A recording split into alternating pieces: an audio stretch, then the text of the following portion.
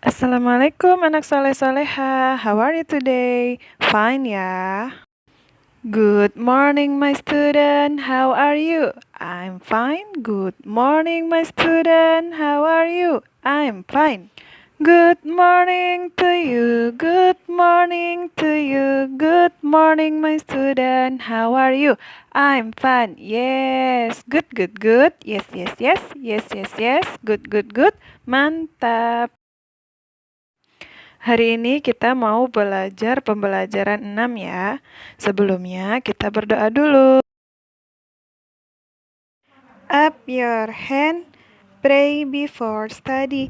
Bismillahirrahmanirrahim.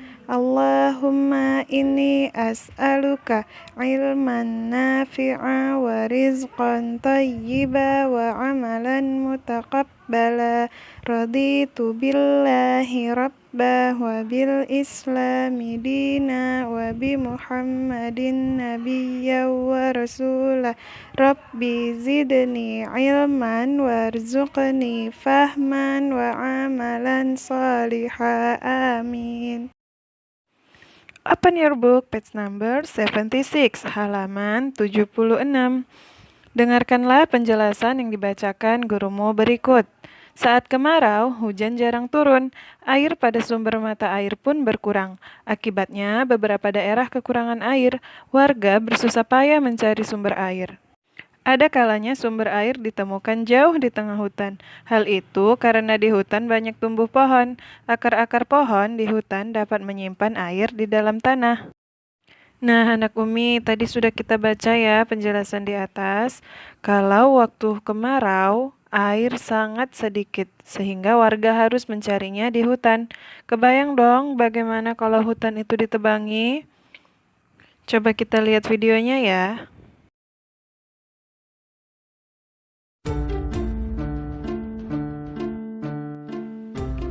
Manusia melakukan penebangan hutan dengan sembarangan.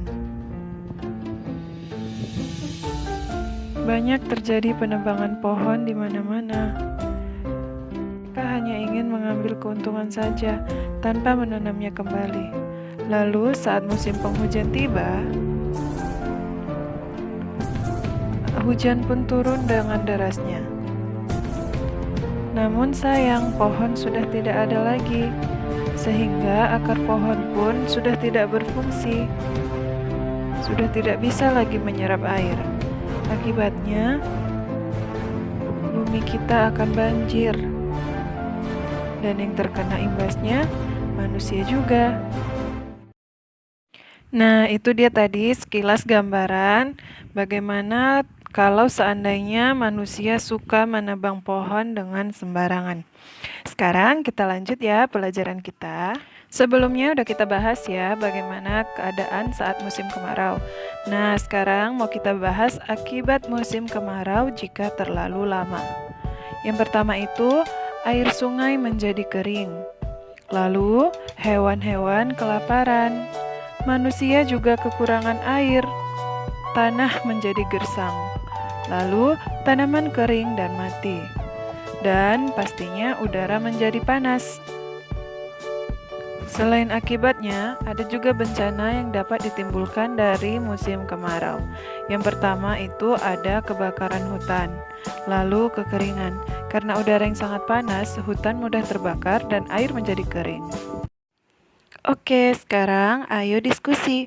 Bencana apa yang terjadi saat musim kemarau? Mengapa bencana itu bisa terjadi? Jawabannya ada di video tadi ya. Sekarang halaman selanjutnya. Tulislah sebab saat kemarau sumber mata air berkurang dari bacaan di atas. Carilah satu sebab yang lain. Nah, di situ sudah ada satu sebab kenapa mata air berkurang saat kemarau. Sekarang anak Umi cari satu sebab yang lainnya ya. Kalau sudah selesai, lanjut yang bawahnya. Tulislah kalimat ajakan berisi hal berikut. Yang pertama, ajakan tidak membuang sampah di sungai. Yang kedua, ajakan tidak menebang pohon di hutan. Nah, kalimat ajakan sudah tahu dong apa itu ciri-cirinya. Ya, ada kata ayo, mari, maupun marilah. Bisa ya, anak Umi? Selanjutnya, 78, ada percakapan antara Bella dan ibu. Bella, Bu, dari mana air minum ini berasal? Lalu ibu menjawab, dari tanah, Nak. Bella, berarti air di dalam tanah itu bersih ya, Bu? Ibu, ya, kita harus menjaganya tetap bersih dan tidak tercemar. Bella, bagaimana caranya, Bu? Ibu, caranya, ayo kita gunakan air dengan bijak. Kita harus kurangi penggunaan deterjen dan obat-obat kimia serta mengelola sampah dengan baik. Nah, berikut adalah beberapa manfaat air yang sangat dibutuhkan oleh makhluk hidup. Apa jadinya ya kalau tidak ada air di bumi ini? Wah, tidak kebayang ya. Nah, anak Umi pasti tahu kan mengapa air sangat dibutuhkan? Lalu, apa yang terjadi jika tidak ada air? Dan untuk apa saja ya air digunakan? Nah, tadi sudah dijelaskan ya.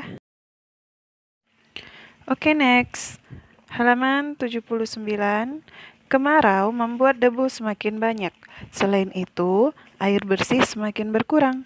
Untuk atasi masalah itu, ada aturan yang dibuat di rumah dan di sekolah dalam menggunakan air. Apa aja ya kira-kira?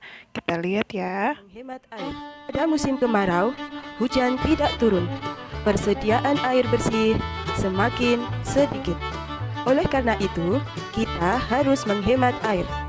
Berikut beberapa aturan dalam menghemat air. 1. Menyiram tanaman menggunakan air bekas cucian. 2. Menutup keran saat tidak digunakan. 3. Menggunakan air sesuai kebutuhan.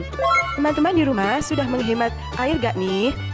Menjelaskan aturan menghemat air di sekolah. 1. Hemat air saat mencuci tangan. 2.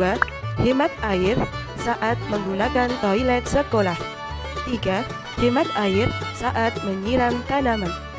Selanjutnya, itu dia tadi beberapa aturan dalam menghemat air di rumah maupun di sekolah. Sekarang buka bukunya halaman 79. Anak Umi kerjakan yang ada di tabel ya. Nah, kalau sudah selesai, kita lanjut yang ada di bawahnya. Bagaimana sikapmu? Kamu ke kamar mandi sekolah, kamu melihat ada keran yang terbuka dan mengucurkan air. Nah, apa yang anak Umi lakukan ya? Ya, benar, mematikan keran air tersebut. Lalu, bagaimana pula sikapmu jika ternyata keran tersebut rusak? Nah, ayo, bagaimana ya? Yap, dengan melaporkannya kepada guru. Good job. Open next page. Bella dan teman-teman sedang berkumpul di halaman sekolah. Bella sedang menunjukkan alat ukur berat yang dibuatkan oleh ayah. Alat ukur berat tersebut dibuat dari gantungan baju. Ukuran berat yang digunakan berupa kelereng dan batu. Nah, Umi juga punya contohnya nih menggunakan kelereng dan batu. Kita lihat ya. Mengukur berat benda. Timbangan ini akan digunakan untuk mengukur berat benda. Satuan yang digunakan adalah kelereng dan batu kecil.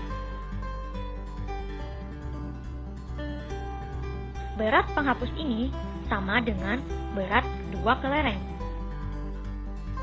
Berat boneka ini sama dengan berat 3 batu kecil. Berat apel ini sama dengan berat 5 kelereng. Berat buku ini sama dengan berat 6 batu kecil. Nah, ini adalah hasil pengukuran Bella di sekolah. Ada penghapus, spidol, tempat pensil, penggaris, dan kain lap. Selanjutnya, berdasarkan hasil pengukuran Bella tadi, lengkapi pernyataan di bawah ini ya. Yang pertama, benda yang paling berat adalah, lalu benda yang paling ringan adalah, dan yang ketiga, susunan benda dari yang paling berat adalah, Number 4, susunan benda dari yang paling ringan adalah, berdasarkan tabel ya, Nakumi. Kalau sudah, lanjut yang di bawahnya. Itu ada hasil pengukuran Bella dengan menggunakan batu kerikil. Kalau yang tadi pakai kelereng, sekarang Bella mengukur berat bendanya dengan batu kerikil. Sama seperti yang sebelumnya, diisi juga ya. Benda yang paling berat, benda yang paling ringan, lalu susunan benda dari yang paling berat, lalu susunan benda dari yang paling ringan. Oke, kalau sudah kita jawab, mengapa hasil pengukuran beratnya tidak sama? Kenapa ya? Ya benar, karena ukuran berat yang digunakan tidak sama. Yang satu menggunakan kelereng, sedangkan yang satu menggunakan batu kerikil. Good job! Yeay, pembelajaran 6 telah selesai. Sekarang kita masuk ke evaluasi 2.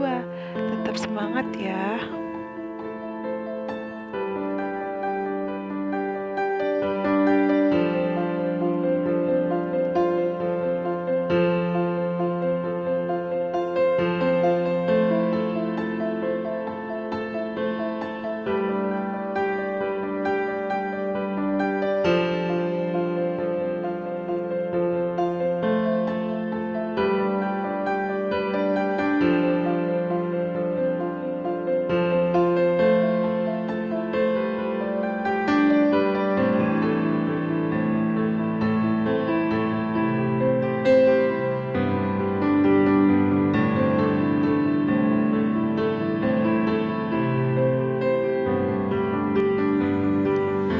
Alhamdulillah, pembelajaran hari ini selesai. Terima kasih anak Umi, terima kasih ayah bunda. Wassalamualaikum. Semangat belajar ya.